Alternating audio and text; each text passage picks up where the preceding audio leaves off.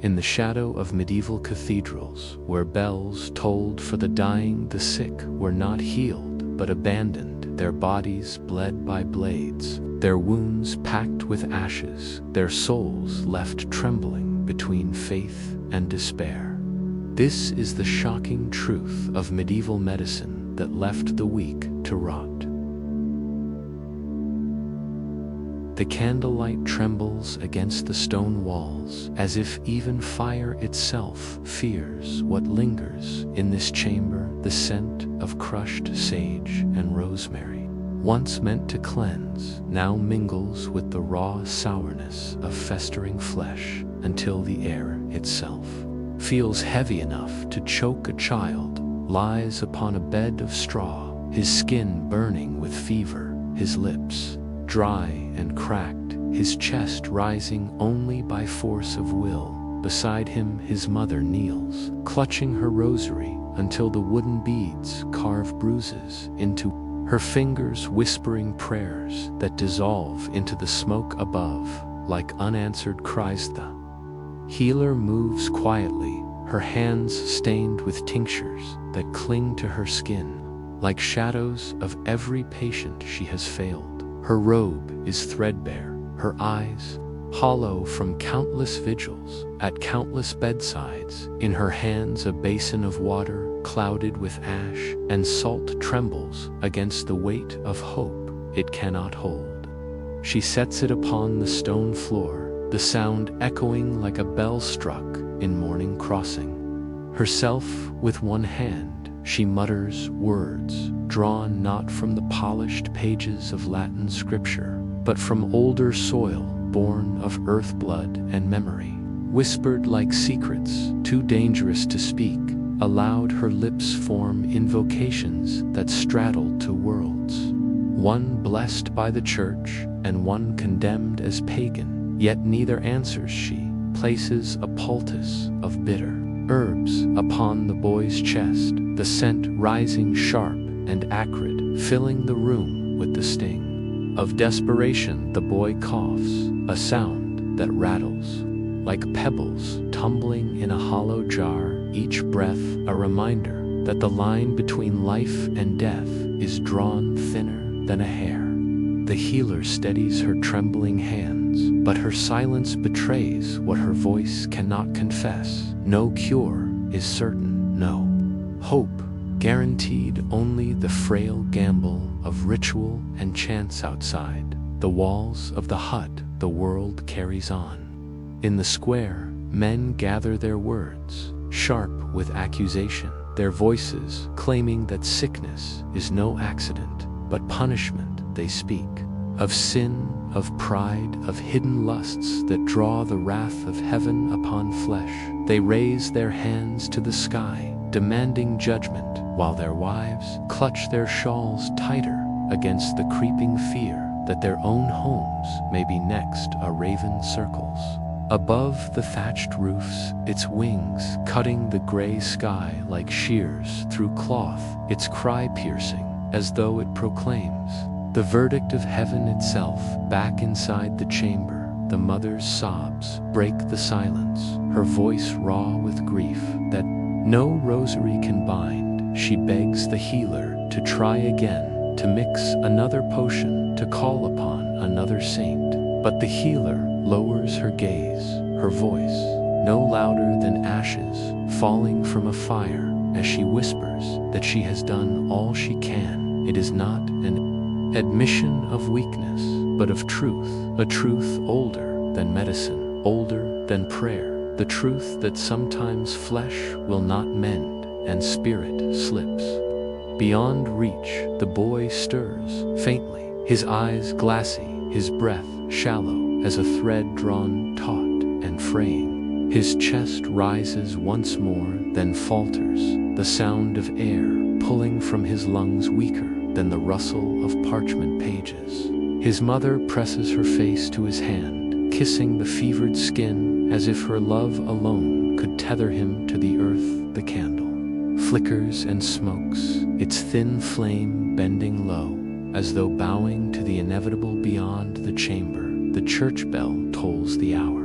Its sound cuts the sky like iron through silence, ringing not only for the living, but for those already departing. Each strike counts down the boy's fragile tether. Each strike, a blade carving away hope. The healer closes her eyes, her own lips moving in silent prayer, not for the child, but for the mother who will remain to carry the weight of absence in this moment. The room grows still. Even the raven falls quiet above the roof, as if the world itself holds its breath. The child's shallow breathing is all that remains, a sound softer than candle smoke, a sound that trembles between earth and eternity. For a heartbeat longer, it lingers, suspended, fragile, trembling. Then the silence deepens, and the chamber is filled not with healing, but with loss. Yet beyond these walls, life continues unbroken. The bells will toll again. The villagers will still argue. Of sin, the raven will still circle the sky. But within the mother's arms, there is only stillness, a cradle, not of birth, but of farewell.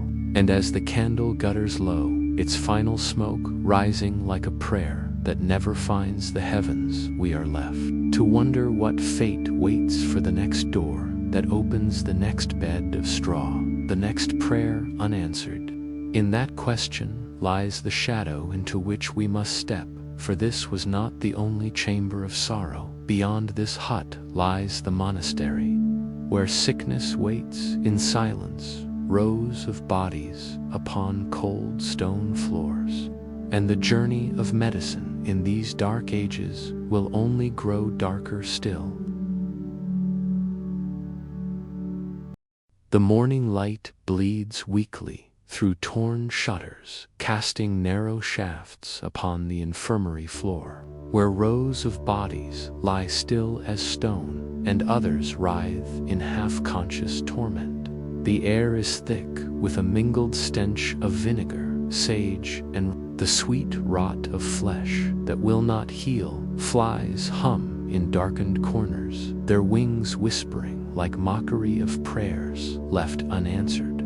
Sandals scuff across the flagstones as monks move like shadows, their faces hidden beneath cowls, their silence heavy as though speech itself would shatter. What fragile hope remains upon a bed of straw? A man once strong and proud lies twisted in agony, his legs swollen and blackened by infection. His lips move in broken fragments of confession, words meant for a priest, yet no priest kneels beside him. Instead, a monk leans close, his hands trembling around the handle of a knife, its edge dulled by too many crude amputations, its blade stained with the memory of flesh already severed. Beside him waits a basin of cloudy water, soon to be dyed red, soon to be offered as the only salvation this place can give. There is no opiate to soften pain, no gentle descent into darkness. There are only rough hands gripping the man's shoulders, pinning him down against the straw, while hymns muttered in broken rhythm rise like a fragile wall against the scream that is about to come. The knife presses against skin, and the world contracts into fire and steel. His cry pierces the chamber, tearing through stone and rafters, rising like incense into heaven, yet heaven does not answer. Blood spatters across the floor, pooling in cracks between the stones, mingling with the vinegar and ash that already stain this place. The monk steadies his hand, his jaw set in ritual discipline, yet his eyes betray him, for he knows the truth that even this sacrifice may be for nothing beyond the cloister walls. Peasants gather desperate and hollow-eyed, their children cough with rattling lungs, their wives shiver with fever, their faces gaunt with hunger. They pound upon the monastery gate, begging for entry, but the porter shakes his head slowly, with a sorrow carved deep into his weary face. The monastery cannot hold them all, and so the gates remain locked there. iron bars cold as judgment. The sound of knocking fades into silence, broken only by the cries of crows that perch upon the wall, their harsh voices echoing like laughter from the pit inside. The infirmary, the monk works quickly, his robe darkened. With blood, his breath shallow with the weight of his task. The leg is severed, the basin filled with crimson water, the body beneath him trembling between life and death. The man's eyes roll upward, searching the vaulted ceiling as though it were the sky itself, searching for light that does not descend. His scream fades into ragged sobs, then into silence, and at last into stillness. The knife falls from the monk's hand, clattering against the stone, a sound as sharp as any hymn other monks pass silently their sandals, whispering against the floor, carrying more buckets of vinegar, more bundles of herbs, more linen already stiff with blood. They do not look at the body, they do not pause to speak, they move onward, for there are more waiting, more whose flesh is turning against them, more who pray in vain for deliverance that will not come. The chamber grows still once more, broken only by the buzzing of flies and the faint moan of another patient whose turn is near. The monk kneels beside the body, pressing his hands together in wordless prayer, yet even this feels hollow. Names fade quickly in this place, echoing only for a moment before the silence swallows them whole. It is not cruelty but necessity that makes the monastery a vault of the forgotten, a place where faith is tested against flesh, and flesh always fails. Beyond the gate, the peasants still wait. Some kneel in the dust with hands raised to the sky. Others curse beneath their breath, their fists pressed against the cold iron. But the gates do not open, and the monastery walls remain unmoved. One by one, they turn away, carrying their sick back to huts and hovels where no monk will follow. Behind them, the crows lift from the wall, their black wings beating the air like funeral banners. Side the cloister, a candle flickers upon an altar, its flame small against the vastness of stone. A monk bows low, whispering a psalm, his voice trembling, not with faith, but with fear, for he knows that tomorrow the bodies will be heavier, the cries louder, the blood deeper, and he wonders in silence how long before the plague seeps beyond these walls and consumes even those who hide within them. Chamber of the dead grows darker as the light withdraws from the shutters. The floor is wet with blood, the air heavy with incense and rot. Another patient stirs, another cry rises, and another knife is prepared. The silence will return, but only for a moment before it is torn apart again. And beyond these walls, beyond the monastery itself, the pestilence spreads like fire through dry fields. What waits in the villages, what waits in the cities, will be darker still. Night drapes itself over the village like a shroud, and from the darkness, only one light flickers, the wavering glow of a single torch within the healer's hut. Inside the walls, breathe with shadows that dance and twist across bundles of lavender. And time, hanging brittle and gray with age, the air is dense and acrid, thick with smoke and bitter root, sharp enough to claw at the lungs and make breath itself.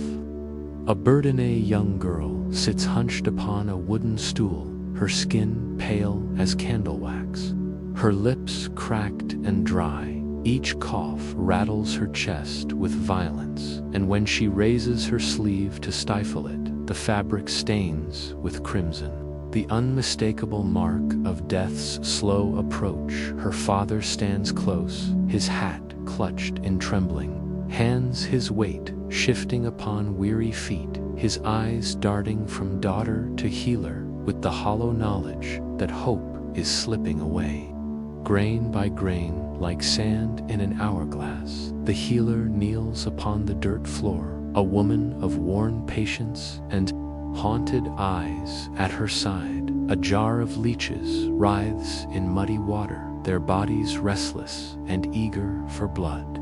Her fingers, though steady, betray a faint tremor as she selects one with iron tongs and presses it gently upon the child's arm. It clings, hungrily swelling as it feeds, while the healer whispers words caught between prayer and spell, half meant to calm the child, half meant to silence the creeping doubt gnawing within her own soul. She tells the father, this will balance the humors, this will draw out the poison, this will restore what sickness has stolen. Yet even as she speaks, her voice carries the weight of uncertainty. Beyond the hut, the village square groans beneath the weight of death. The bell tolls once more its mournful iron song, carrying across the rooftops, reminding all who hear that another life has ended. Smoke drifts upward from a pyre, its flame devouring what the earth will no longer take, for the graveyards are full, and the soil itself resists the burden of more bodies. The scent of burning flesh clings to the air, heavy and unshakable, while stray dogs linger at the edges, their eyes glowing in the firelight, their teeth bared as they wait for scraps. Side the hut, time bends and slows the leech drops from the girl's arms, swollen and dark, yet no color returns to her face, no warmth rises in her skin. Her breathing grows shallow, a frail rhythm, struggling against the silence that waits to claim it. The father lowers his head, his shoulders trembling, his chest heaving with sobs. He tries to stifle the healer, sits back, her lips pressed tight, her silence more terrible than words, for it confesses what she cannot bring herself to speak on. The roof above, a raven settles its claws, scraping against the thatch, the sound sharp as a blade drawn from its sheath. It cries into the night, a voice shrill and mocking, as though to remind all below that sickness does not bargain, does not relent, does not forgive. The torch sputters and flares, casting wild light across the walls before shrinking low, leaving more shadow than flame.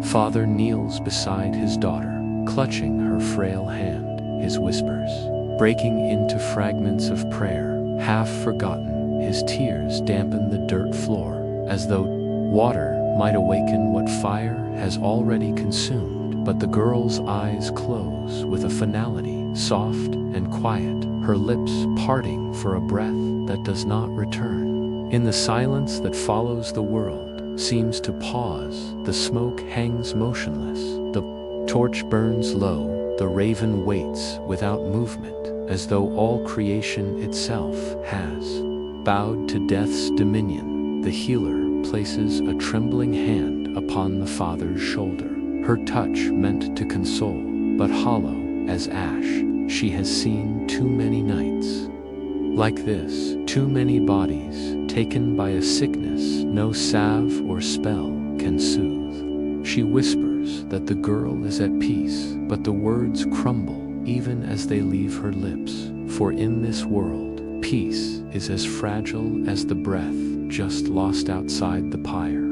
Flames crackle louder, their glow spilling into the streets. As another body is consumed, the villagers watch in silence, some clutching crosses, others muttering charms, none truly believing any longer that salvation waits on earth or in heaven. The dogs circle closer, the fire sparks upward, the bell tolls again, and the night presses heavier upon the roofs within the hut. The father holds his daughter, still rocking her gently, as though movement might trick the soul into returning. The healer stands in the doorway, staring into the darkness where the smoke and bell song mingle.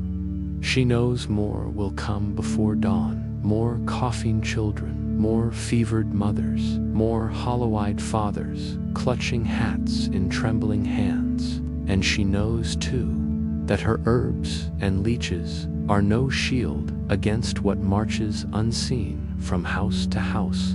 The raven lifts from the thatch, beating its wings into the night, its cry echoing like prophecy across the village, the torch within the hut gutters once more. And at last falls dark, leaving only the thin silver light of the moon spilling across the silent body of the child.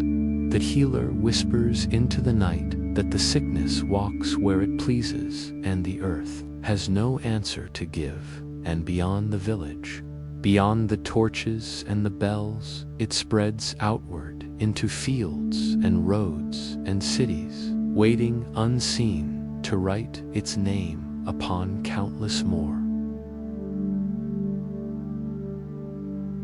The great hall trembles with music and the roar of goblets raised in cheer. The smell of spiced meat mingles with the heavy wax of candles, their flames trembling in the draught of laughter and song. Yet, at the far end of the stone chamber, a silence hangs behind curtains of thick velvet, cutting the world of feast from the world of fever. Within that darkened space, the lord of the manor writhes, his body burning with a heat no hearth has kindled, his skin pale as parchment, his eyes sunken like hollow lamps dimming toward. Night servants hover at the edges of the bed, their faces tense as though each breath of their master might be his last. One waves a fan of peacock feathers, stirring only the scent of sweat and incense. Another clutches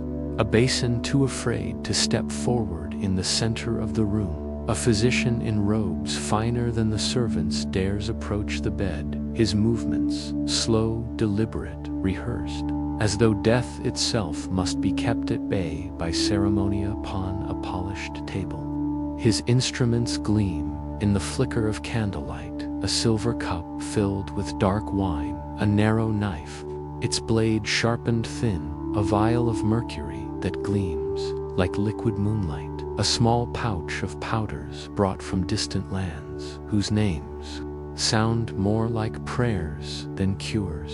He dips a quill into ink, scratching Latin script onto parchment, his words flowing with certainty, his heart heavy with doubt. He demands silence, his voice cold and sharp. Then he orders the Lord's vein to be open. The knife bites into flesh, a crimson stream flowing swiftly into a waiting basin. The metallic scent of blood fills the chamber, drowning the incense that once tried to veil it. The physician nods with solemn pride, for to him this is art, this is salvation, draining the humors that poison the body. Yet, as the blood falls, the Lord's lips darken, his strength fades, his chest heaves, shallow and slow. The color runs from his face as surely as it runs into the basin outside the curtain. Life mocks the chamber of suffering. The feast rises louder, goblets crash together, songs are shouted, and a priest blesses roasted meat with holy words, though the dying man behind him receives no blessing at all. A servant girl peeks through the heavy drapery, her young eyes wide with pity and horror. She has seen nobles bled before she has seen how little blood must be spilled before the soul follows after it. Her lips part as though to cry out, yet fear seals her throat. She vanishes back into the laughter beyond. The Lord clutches weakly at a rosary, the beads slipping through his trembling fingers. His lips form broken prayers, whispered not to men but to heaven itself. The priest is too far, his blessing lost among wine and feasting, so the dying man is left to plead into shadows alone. The candlelight flickers against the curtain's shadows, leap and dance across the walls. Like spirits come to mock the ritual of medicine and the silence of faith, the physician wipes his blade and waits his quill, scratching more words onto parchment, words that veil failure with dignity. The servants stand unmoving, their eyes lowered, their hearts bound by duty, yet stricken with dread. Each inhale from the bed is a battle, each exhale a surrender.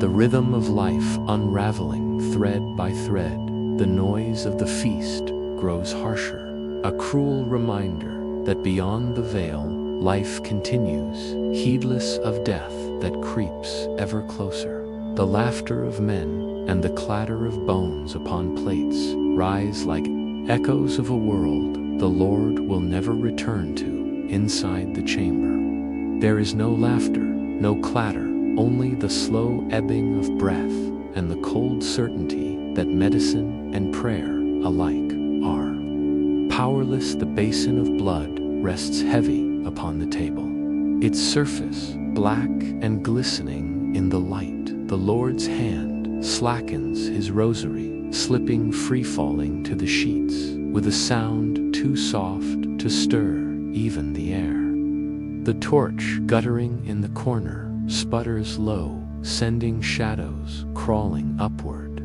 as though the walls themselves recoil from what is to come. The servant girl returns her courage, trembling yet present. She sees the stillness upon the bed, and her small gasp pierces the air, sharper than the knife that drained him. The physician folds his hands, his eyes hard with pride, yet veiled with failure, his lips forming words of necessity, not mercy. He tells the servants the treatment was righteous, that the body was simply too frail, yet his gaze flickers once to the basin, as though the truth lies within that pool of red. The feast outside swells, one last cheer raised for triumphs long past. But the man at the heart of the hall has been silenced forever. Death has claimed him, not upon a battlefield, not in the saddle of war, but here behind curtains, with knife and basin, with rosary unanswered. The girl backs away, tears upon her cheeks, the sound of feasting thundering in her ears. She knows that soon the laughter will falter, that soon the truth will seep beyond the curtain. Like smoke into the hall, for castles may hold their walls against siege and stone, may defy storm, but no curtain can keep death from crossing its threshold. And as the torches dim within the chamber, the silence grows heavy, a silence that does not end but spreads outward, for what begins behind one curtain soon walks. The corridors of the mighty soon crosses, the fields of the poor soon settles over towns and kingdoms alike. The shadow has only begun to move, and its path leads far beyond one dying lord into the very heart of Christendom itself. The storm strikes with fury against the chapel walls. Rain lashes the stained glass until saints and angels blur into streaks of sorrow colors. Bleeding like tears across the stone floor, each gust rattles the wooden door as if the world beyond claws to enter. Yet within, peasants kneel upon cold stone, their bodies bent like broken reeds. Candles tremble in their hands, wax dripping hot upon raw skin, but none release their grip, for to let go of the flame feels too much like surrender. They do not pray for harvest or coin, they do not pray for safe journeys or favor in the market. They pray for breath, for flesh to warm again, for eyes to open that have begun to fade. The air is heavy with incense and smoke, yet beneath it lingers a sharper stench, the scent of sickness that clings to clothes, to hair, to the very skin of those who kneel. The priest stands at the altar, his voice rising and falling in Latin. his words foreign to most, but the rhythm like waves upon a shore offers the illusion of order against the storm of despair. Among the bowed heads, a woman cradles her infant, the child's face pale, its chest rising with the shallow tremor of a candle nearly spent. She rocks the child, whispering prayers between sobs, then lifts it toward the altar, desperate for even the brush of divine mercy. Yet the altar holds no bread, no wine, only relics, fragments of bone wrapped in silk, set within a gilded reliquary, polished so often it gleams even in the dim light. The priest declares that this bone once bore the touch of sainthood, that its nearness alone might banish pestilency. Lowers the relic to the infant's brow, his hands steady, his words firm, but his eyes betray the tremor of doubt that nestles within him. The relic rests upon the child's forehead, yet the breath does not deepen the eyelids, do not flutter hope, does not rise. The mother's tears fall upon the stone, mingling with wax and ash as she draws the child back into her arms. Outside, the storm rages.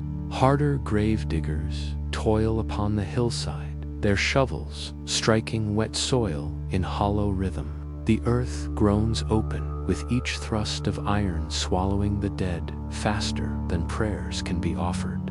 The smell of damp soil rises to meet the odor of sickness, a mingling of decay that no incense can disguise. The graves gape like wounds upon the land, each one a scar that deepens the silence of the village.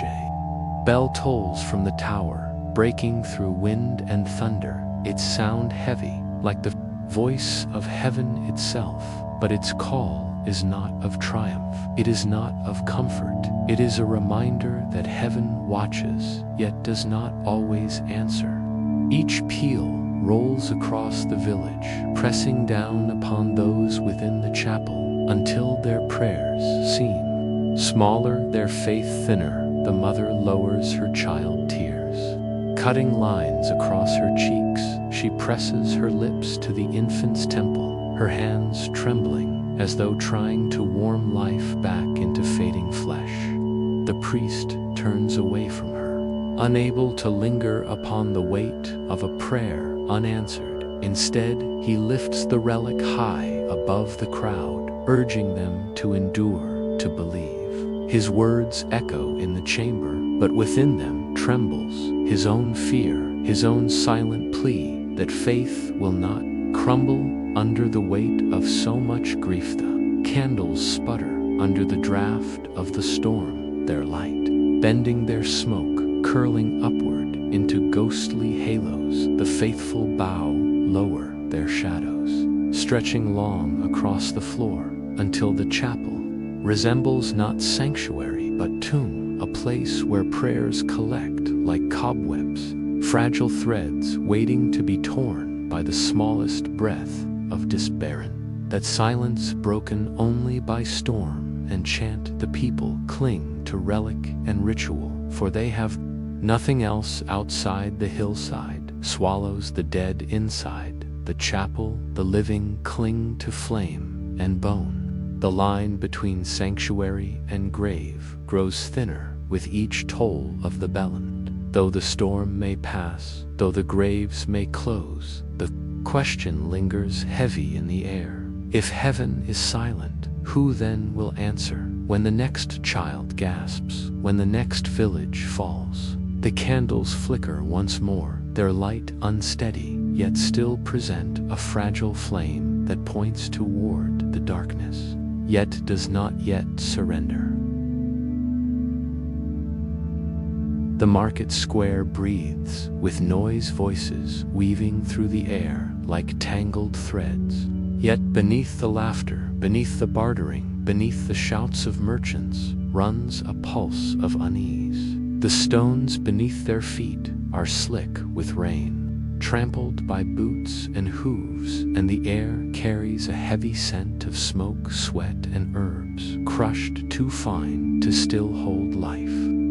Merchants raise their voices above the din, offering bundles of dried leaves, jars of pungent ointment, powders of crushed bone, each claiming to drive away fever, to banish plague, to still the trembling hand of sickness. Coins clink in trembling palms, the poor grasp their copper as though it were their last tether between despair and survival. A man stands at the edge of a stall, his face hollow, his frame bent by hunger. In his hand, a handful of coins, no more than a day's food for his starving children. Before him, a merchant swears that a vial of yellow powder will purge the pestilence that stalks their village. The man's eyes flicker to the bread stand across the square, where warm loaves steam in the cold morning air. His choice is torment: either feed his children for one more night, or gamble their lives on a cure that reeks of sulfur and deceit. The square hums around him, but within his heart the silence of dread grows heavier. The edge of the square, a striped pole rises painted red and white above a wooden stall. The barber surgeon sharpens his blade steel, gleaming though pitted and scarred. From years of use, his stall reeks of iron, and spirit's blood and bandages hang like banners, drying in the damp wind. A farmer sits upon a stool, his arm twisted from a fall, his face tight with pain. The barber readies his tools, a saw, a hook, a bowl, filled with burning spirits. The farmer bites down on a rag, sweat dripping into his beard, as he waits for the steel to bite. The blade descends, and the sound is not muffled, not hidden. Bone snaps beneath metal with a crack like timber split by an axe. The farmer's muffled scream tears through the rag, his body writhing as the barber works. Quickly, without pause, children stand nearby, eyes wide, their small hands clutching their mother's skirts. Some stare with horrified fascination, others turn away, burying their faces in cloth, but none can escape the sound. The barber wipes his blade in wine, smiling with pride, as though he were no butcher, but an artist. Yet behind him, his patient shakes with agony, blood dripping upon the dirt like spilled coin. The marketplace swallows the cries, as if accustomed to pain, folded into daily trade. Near the well, an apothecary lifts his voice above the noise, praising powders of emerald, dust mixtures of dried lizards and crushed shells. He swears they are blessings from heaven, gifts to cleanse the blood and steady the heart.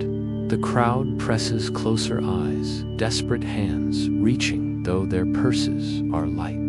Belief itself is currency here, and despair is more plentiful than bread. The church bell tolls noon, its sound heavy and solemn, striking across the square like judgment. For a breath, the market stills.